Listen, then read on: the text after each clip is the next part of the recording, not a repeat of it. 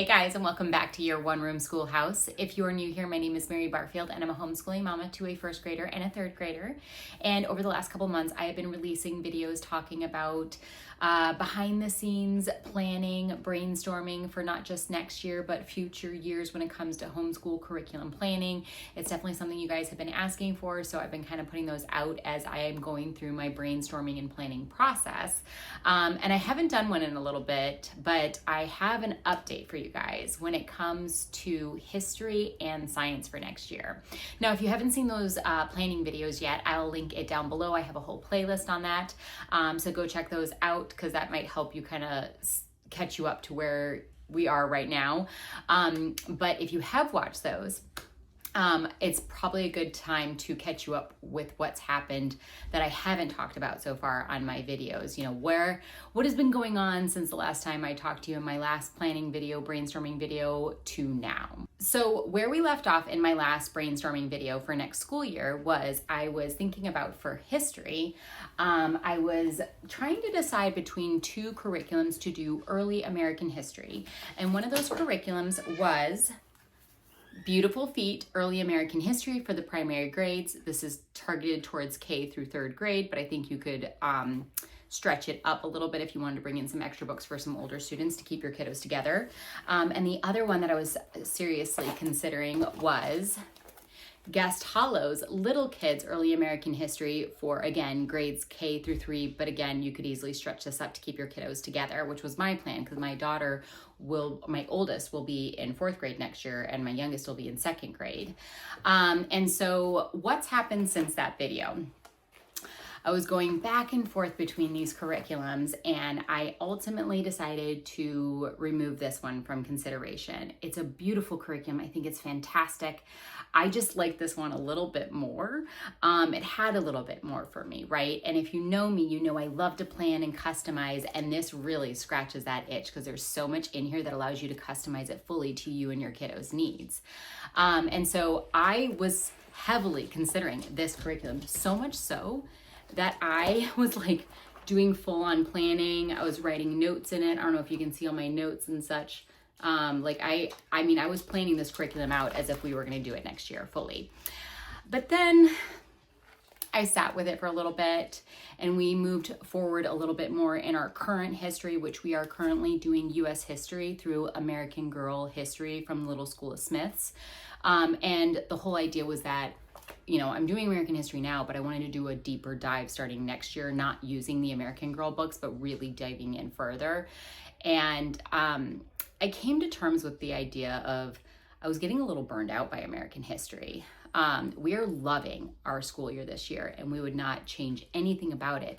But in my mind, I was like, can I do this for another 2 years after this current school year? Because we would have done the early American version of this.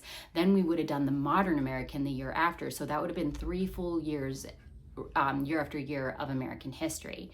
And I sat with that and I realized, I don't think I can go through 3 years back to back of American history. I think we need to change it up for next year. So I was so sad, but I did come to the conclusion that we're not going to move forward with this next year. At least I don't think so. Now, again, remember, this video is all about my planning process. This isn't what I would consider a full-on curriculum picks video. So if this changes, do not judge me. But I love this curriculum. I think it looks so good and I am really sad to say goodbye to it, but I think it's probably the right move to move in a different direction from a history perspective for next year. My youngest daughter was a little sad because she was like, I'm really excited to do the activity book and can we just do this on our own, for fun? And I was like, well, we could just do that if you wanted to. So we might do that. But we are gonna walk away from American history as our main focus, we'll say. And so then I sat with it and I was like, okay, well, what am I gonna do then? So I really sat with that and I started kind of thinking about, well, what are my goals for the school year? Where have we come from in 2025? And, where do we wanna go for 2026? And I started looking at like pedagogy and philosophy and things like that. And I started considering and dabbling with the idea of doing Ambleside online. as my full curriculum for next year, not just pulling from it like a book list. Hello, Sage, my dog has joined us, but truly doing it as a full curriculum. And I started toying with the idea of, okay, well, what if I actually combine the girls and we do Ambleside Online year 2? We love the Charlotte Mason philosophy. We love the literature picks that Ambleside Online has, introduced us to. And so I really kind of started to kind of move in that direction. I was like, maybe that's what I'll do. Okay, we'll pick up, I think it's like the Middle Ages is where you pick up with Ambleside Online year 2. And we'll start there and just kind of move forward and we'll combine them. Now, if you're an Ambleside Online user, you know that it is a big faux pas to combine your children for Ambleside Online. They really highly recommend not doing that. But I recognize that if I was going to do Ambleside Online and give it a full shot, I would need to bring my girls together for that. And then so I started kind of toying with plans of that for next year, putting that together. I had a lot of the books already because I had purchased them previous years. And then also I purchased a few more, actually. I got some more from Living Book Press. But I ultimately decided, really sitting with it and hunkering down and saying, Mary, is this the right move for you? Do you really want to do full Charlotte Mason? Because this is what I've recognized about myself over the last months, is that there's a lot I love, especially in theory, about the Charlotte Mason philosophy. But when I've tried to implement some of it into our own homeschool, it doesn't always go well. Now, does that mean I'm throwing, the baby out with the bathwater? Does that mean I'm saying goodbye to Charlotte Mason completely? No, it just means that I need to find my own way of doing Charlotte Mason. And that doesn't necessarily align with using Ambleside Online as our full curriculum, at least for now. Maybe in the future things will change, but at present, it just doesn't fit right now with our learning style, the way that we like to do things, etc. So I had to say goodbye to Ambleside Online too. So then I was sitting there going, what am I going to study with the girls next year? What am I going to do? Well, I liked the idea I was going with regards to Ambleside Online doing a world history study. And what I'm about to share with you is going to feel super deja vu-y if you've been following my channel since last year, because I'm going back to my original plans that I had for this school year. And if you guys remember what those were, I was actually going to do 2 streams of history, U.S. history with American Girl history. And then the second stream of history was going to be world history, studying ancients with Story of the World. Now, what in the world I thought I could do this, which is not a heavy literature-based curriculum on its own, but I was making it a literature-based curriculum by bringing in other books. Why did I think that I could do this and at the same time American Girl history, which is a super heavy literature-based curriculum? I have no idea what I was thinking. I was insane. I bit off way more than I can chew. So if you are not familiar with my past with Story of the World, at the beginning of this year, I was planning to do this as well as American Girl history. And ultimately we ended up dropping this after a few weeks for a few reasons. One of the books that I picked to read with this right off the bat was a recommendation from Build Your Library Level 1, which is meant for first grade. It's called The Golden Bull.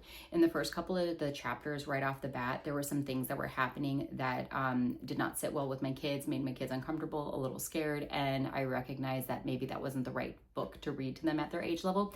Great book, by the way. I'm not saying it's a bad book. I just think maybe that would have been better for middle school for my kids. But at that point, I've already traumatized my kids, and they're like, I don't want to learn about ancients. It seems scary. And then on top of that, I don't think that they were connecting with ancients as well because we hadn't really done any history study yet. Like, understanding the concept of history to a child is kind of difficult, I think. Understanding past, present, and future, like tenses. So I think that was not driving with them. And I think what ultimately happened was it worked out for the best. We ended up just studying American history this year, and that has gone over so well because it is their history they can relate to of their own country. It is more tangible to them, and it's really introducing them to history overall, so that I think that's opened the door where we can bring this back in. But even if none of that had happened, if my kids were really connecting with ancients, if they hadn't gotten scared by the Golden Bull, I think again, I can recognize and say that I made a faux pas by scheduling this with American Girl History, because we would have ultimately had to drop this because it was just too much work on our part. I was trying to follow a Charlotte Mason idea of doing 2 or 3 streams of history, right? I was going to have my American Girl History, and then I was going to have my stream of world history with Story of the World. But what I wasn't really understanding is, one, Charlotte Mason doesn't recommend bringing in 2 streams until later on, like 4th or 5th grade. And also on top of that, when she talks about streams of history, you're reading one spine, at a time. I was bringing in a spine plus literature for both programs. I recognize now, looking back, hindsight's 2020, that was overly ambitious of me. And 2, I would have ended up having to drop this regardless of how well it was going, because there was no way my girls were going to let me drop American Girl History. So it all worked out the way it was supposed to. But now, for next year, we will have completed American Girl History. We'll have 1 year of American history under our belt, which that's going so well. They're learning so much from American Girl, so that we can then start on our 4-year history cycle of Story of the World. So I have a lot of the books already because I had purchased them planning to do that this year. So I'm just going to run through some of this with you, just kind of share with you some of the things I'm thinking about bringing in if we decide to go this route. And I say if, we're like 99% going to go this route, but I am leaving 1% open for change because it still is only February. And realistically, we need to solidify this in the next month or 2, because we do start the next school year mid-July, because we kind of year-round school for the most part. So we're kind of coming up on next school year faster than it feels. It's kind of wild, actually, that I'm like thinking about 4th and 2nd grade already. But we're going to use this as our spine, which then Story of the World has a wonderful study guide. And so all we're going to do is we're going to read 1 to 2 chapters from the Story of the World book. We are going to do narrations from it. We're going to get a history notebook for my oldest daughter so that she can do her written narration. Since she's in 4th grade, we'll start wanting her to do 1 to 2 written narrations per week. We will pull some of the map work out of here, because I think the map work is great in here. If my youngest and my oldest want to do the coloring page while I'm reading, they can do that as well. Everything's very easy going. I'm not going to make this like the super regimented thing. I'm trying to, again, kind of create my own, like, I guess, DIY Charlotte Mason inspired type, approach to history, we'll call it. But so on top of that, there are some really awesome activities in here, but I am not making any of them mandatory. Also, something else I have that I forgot to mention. Last school year, I went to our local homeschool, like, I don't know if you call it like a thrift store or consignment shop, I would call it. And I found, if you're not familiar with Bookshark or Sunlight, they have these hands-on history kits. And this one is for the time period we will be studying. So there's like, you can make a chariot, there's, you can make cuneiform, a laurel wreath, that you wear on your head in the ancient Greco-Roman time. So we'll pull those in. It doesn't have all of the activities in there because, again, it's consigned. So the previous owner, I think, had used 1 or 2 of them, which is fine. We don't need all of them because, again, I don't want crafts to take over our life, but I want them to be there to add enjoyment and fun and make it exciting to learn about ancient times. So we'll utilize these for sure. And then whatever we find within the study guide that is easy for us to do, if we have the time in our schedule, we'll do it. But we're going to leave it at that. I'm not going to make it like we have to do 1 activity per week by any means. Along with that, Story of the World recommends quite a few, or I think it's 4 different types of encyclopedias or reference books that you can use. We are going to use the Usborne Encyclopedia World History book, which they do recommend. I already had it. We used this actually for our prehistory study last year. We did a 6-week unit from Build Your Library, learning about prehistory at the end of the school year, and it went really well. And they really like this book because not only does it have it's not realistic pictures, but it's drawings, but it's just perfect bite-sized information for my kids at their age. I learned a lot from this, to be honest, but also they have this thing called internet links. So they give you instructions in here to how to go to the website and access all those internet links. So if you want to, you can deep dive a topic even further. If there's something they're really interested in learning on, you can go to the website and then pull that up. And there's videos, there's websites, there's activities, there's so much in this. So I think this is going to be a great addition. Some other reference books that I'm going to utilize, which I had already, again, bought all this for this school year. So they've just been sitting on my bookshelf screaming to me, please use us. So we are going to finally use them. I got D.K. Smithsonian History Year by Year. This is a great book no matter what age you are, what period of time you're studying. It's like think about a school nest history timeline notebook, but somebody printed it and put all the information in there already, and it has pictures and everything. It is awesome. So we're going to use this as a reference. We're not going to schedule it. We'll just pop it open whenever it makes sense. Another one is When on Earth. So it's maps of different time periods. Again, these are great for no matter what history time frame you're learning about. But it's kind of like a timeline, and it runs you through the timeline of history, showing you how the face of the earth has changed map-wise with different events and things like that. Colonial America. This is one that we brought out when we were learning about Felicity. So yeah, there's really good stuff in here. And then one last reference one we're going to use is a book called A Child Through Time.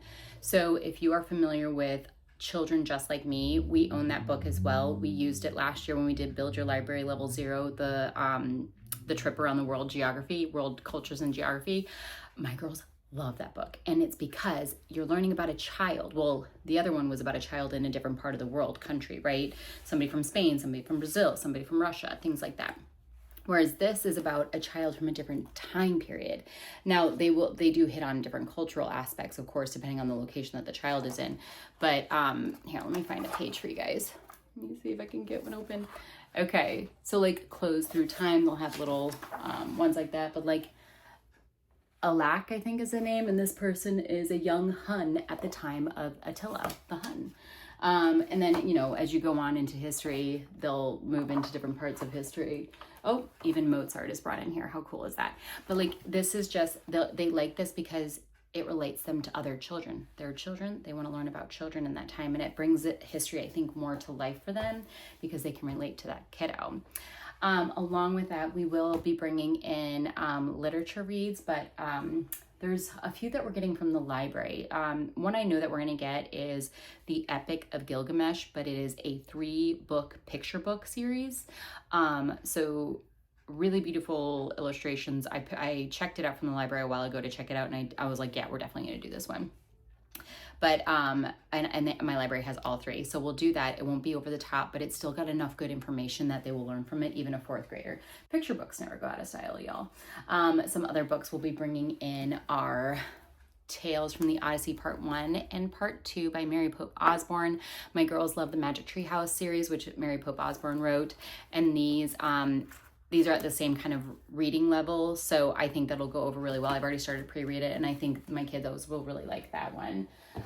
Some other things that we'll be bringing in are some readers that my girls will read, and depending on which reader it is will depend on which one of my kiddos reads it, but we'll be bringing in Mummies in the Morning, number 3 from Magic Tree House, accompanied by Mummies and Pyramids. So my oldest will read this. My youngest might be able to read it by then, but we'll see.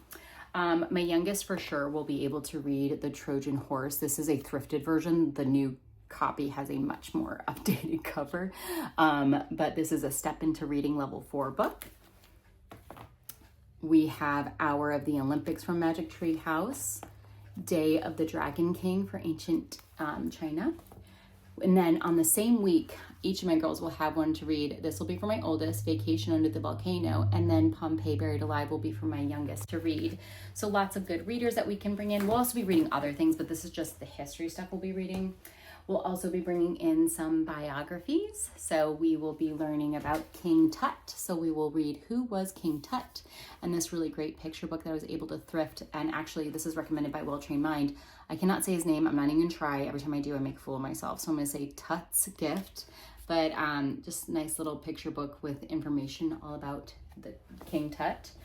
And then we'll also be learning about Miss Cleopatra by Diane Stanley. These Diane Stanley books are just gorgeous with lots of great information. These are wonderful living books if you have younger students.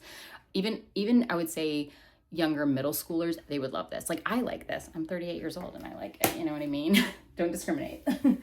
And another one I'm going to be bringing in is about Greek mythology. Originally, so I have Dolaire's book of Greek myths. And I originally tried to do that this year with the girls, but it was too out of context for them, and the way it was written was not connecting with them. So I decided to keep things a little bit more age appropriate for them, maturity wise, and at a level that they could understand, because it is kind of an odd topic to be learning about. What is mythology? What are Greek mythology? Like, what is it? You know, like for a child, they're like, can you give me some context here? So I didn't give him context when I brought him Dolaire's book of Greek myths. So that's my fault. I didn't introduce it probably in the best way, but we're going to go a little bit more at their level, kid-friendly, I'll say. So we are going to bring in a child's introduction to Greek mythology. This was actually a recommendation that I got from Build Your Library, or no, Blossom and Root level 4 language arts, I think it is. She schedules this, and I was like, oh, that looks like a great book. I really like this one. It's got great illustrations too. But what I like is at the beginning, it explains like, what is a myth? Why do we like create myths? Why do we tell them? You know, it creates like it sets the stage as to why are we reading about all of these peoples, the titans and the titanesses, and there's so much in here. It's got like great little like illustrations too and stuff. But I think this will be a really good one. The 12 labors of Hercules, Persephone and the 4 seasons. Like it's just got such great stuff. Pandora's box. Why do we say the phrase, you've opened Pandora's box? We will learn about that when we read this, you know? So, and then one more I was going to mention that we might be using for next year is one that we have read previously. It wasn't this past Christmas, but the Christmas before when we did a literature guide unit for Harry Potter and the Sorcerer's Stone. We did it through Forest Rain Wanderers unit guide. I'll link her shop down below. She's got some really good literature guides. It's called A Natural History of Magic, and they actually hit upon, like, look at the beautiful cover. It's just gorgeous, y'all. But they hit upon histories of magic, different types of magic, and how they played into history. I think it's actually a really cool history book that is probably well overlooked. But they talk about magic in ancient Egypt. So we'll kind of talk about that, right? I think it'll be like just a great reference guide. We already have it on hand. Why not talk about it? Magic in the classical ages, across the African continent. So I think that'll be really great to bring that in just for a little bit of fun. But that is my plan for history.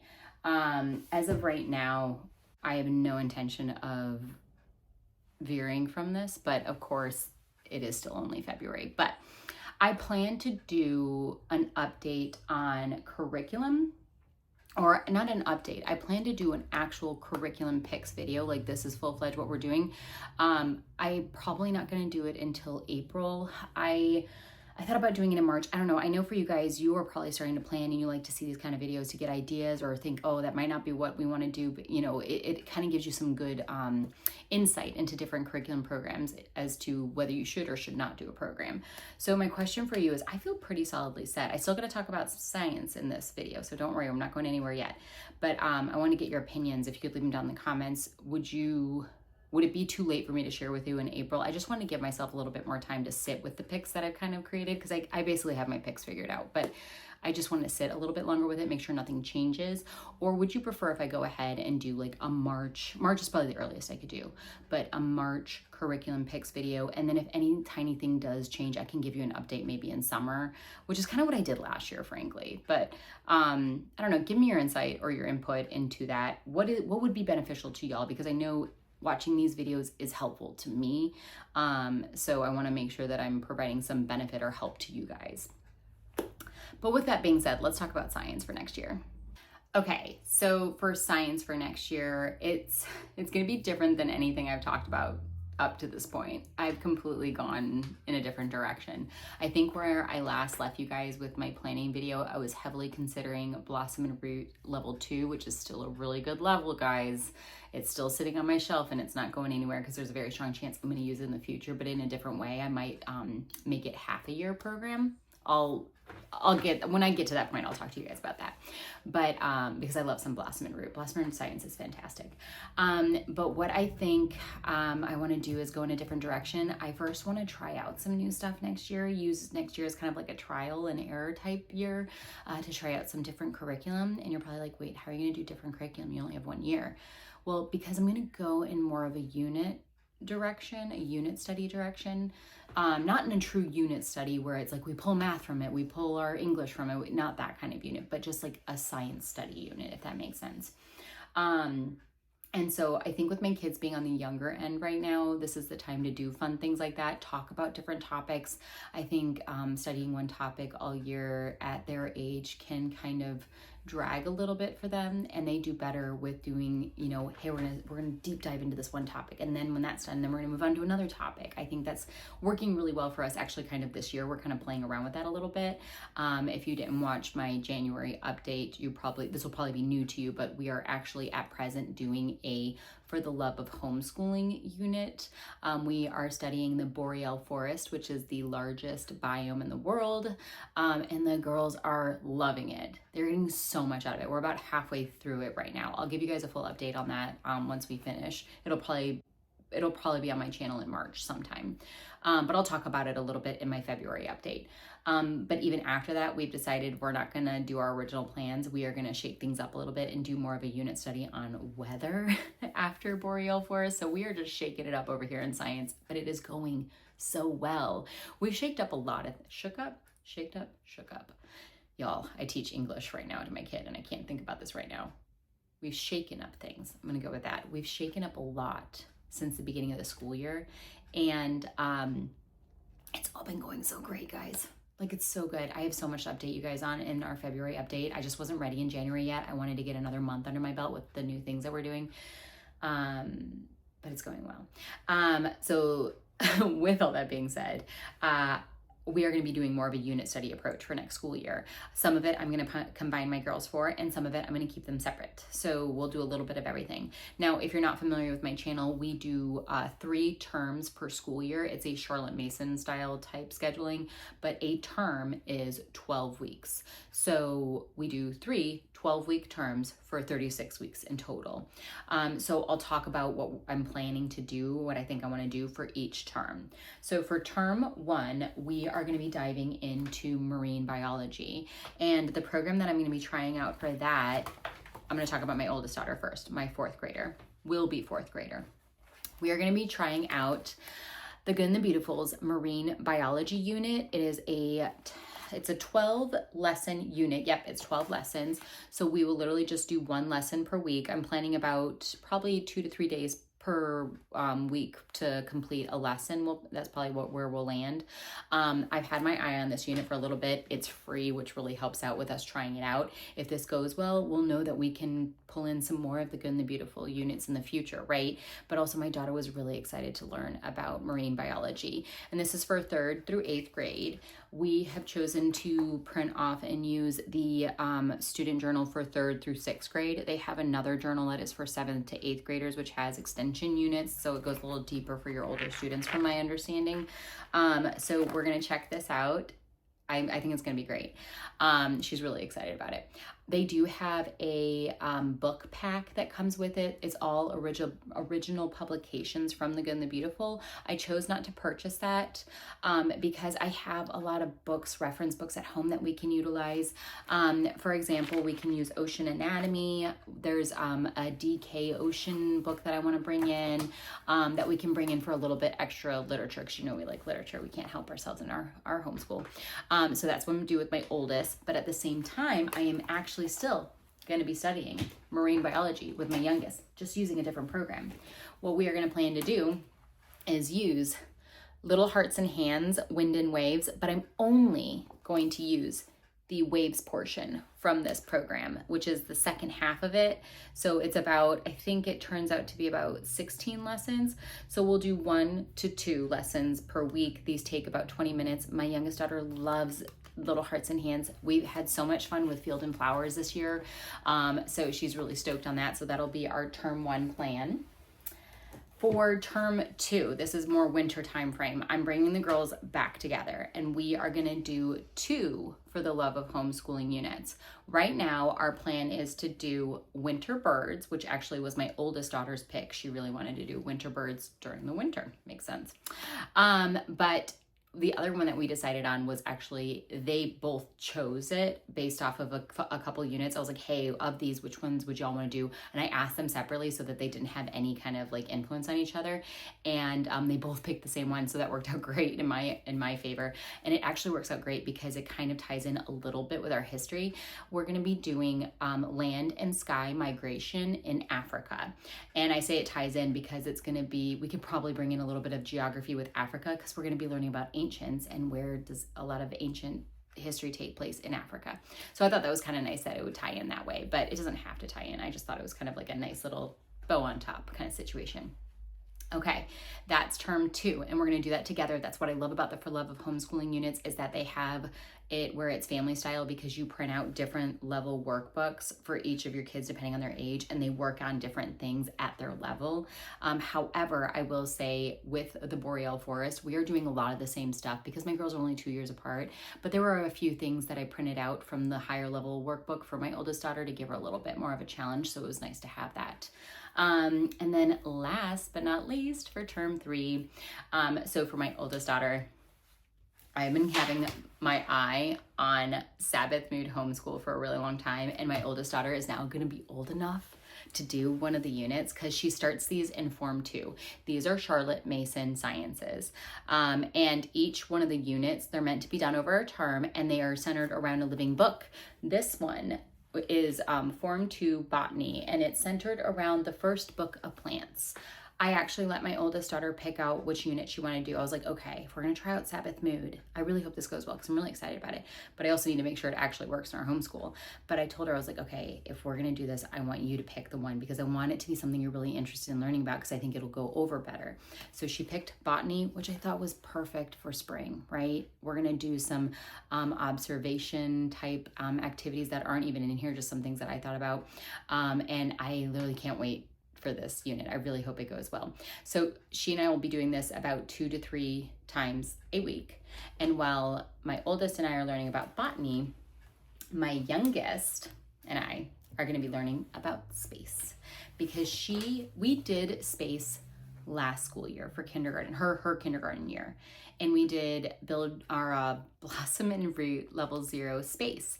It was a wonderful year all around space. My oldest learned so much. My youngest was really young. Like, she is a super young kid for her grade. Like 3 days later, and she would, like, if she had been born 3 days later, she'd be in like kindergarten this year. You know what I mean? She's that young. I think she just didn't take as much from it. And so she really wants to go back in and learn some more about space. So what we are going to do is we are going to bring in Little Hearts and Hands, Sparks and Stars. We are only going to do the stars part. So we'll leave the sparks. Maybe we'll do it during the summer or something, like the next summer. But we're going to do stars from here. But we're also, because I can't leave well enough alone, I have to tweak and customize. We are also going to combine it with, hold on one second while I get it out. Little School of Smiths, Me and My Place in Space. I've created a whole schedule on how it all intertwines really well together, and it actually kind of adds a few lessons because there's some stuff in here that isn't covered in here, but we'll be doing that like 1 to 2 times per week. It'll be 20-minute lessons at most. It'll be perfect. And I think that they both enjoy having a little bit of that one-on-one time with me doing some of their electives. So I think that'll kind of scratch that itch for them. But then we get to do like the For Love of Homeschool unit together during term 2. And also in term 1, we're studying the same topic, but we're just me doing different things. So I'm really pumped about that plan. So barring any changes, that is probably going to be the plan we move forward with. I still need to get a few of the books and stuff, and I've got to prep some stuff when it comes to the hands-on like activities. I got to go through all the stuff and figure out what do I need to get for experiments and things. But I think that's going to be a really good year of science, and we're going to get to touch on a lot of different topics, as well as we're going to get to try out some new curriculum like the Good and the Beautiful marine biology for the upper levels. We've done their Little Hearts and Hands units, but we've not tried their older units. So this will be new for us, as well as the Sabbath Mood unit will be a new one for us as well. But that's my update for you guys. It was a pretty long one. Hopefully I can get out of here in 35 minutes. But if you guys have any questions about anything I talked about in this video, leave it down in the comments. I'm happy to answer anything you got for me. If you are new to my channel, hit that subscribe button if you want to see if this comes to fruition, our future plans. Let me know if you guys want me to post our curriculum picks in March, or is it okay if I wait till April? Or is that gonna be too late for you guys? I want to be of help to you. Worst case scenario, I have to give you an update video like in the summer on maybe some things that change, but otherwise I think I'm solidly set on what we're gonna do for next year. So y'all just let me know. But otherwise, I'll see you guys in the next video. Bye, y'all.